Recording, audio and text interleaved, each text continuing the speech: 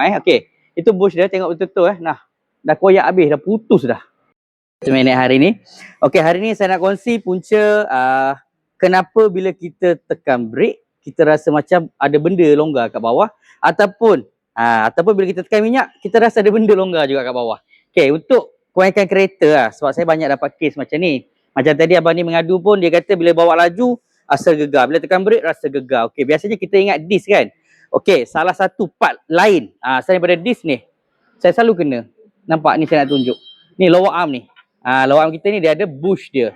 Saya nak suruh anda tengok apa jadi kat bush dia sekejap Okey. Itu bush dia, tengok betul-betul Nah, dah koyak habis, dah putus dah. Kalau putus ni memang tengok tayar ni. Bila saya gerak dia bergerak tayar ni. Jadi lower arm ni dia bergerak. Bila bergerak, tayar ni bergerak. Nampak tak? Itu belah kanan. Ini belah kiri. Belah kiri lebih kurang je adik-beradik je. Tu nampak. Saya tarik tu putus. Nampak tu kesan putus. Putus terus. Jadi nampak tak? Kalau tekan brake bergegar, tak semestinya brake problem. Cek bahagian bush juga. Ini memang saya selalu kena. Minggu ni kereta saya sendiri pun nak kena. Saya cek memang lower arm bush untuk kereta saya. So tengok abang ni sama juga.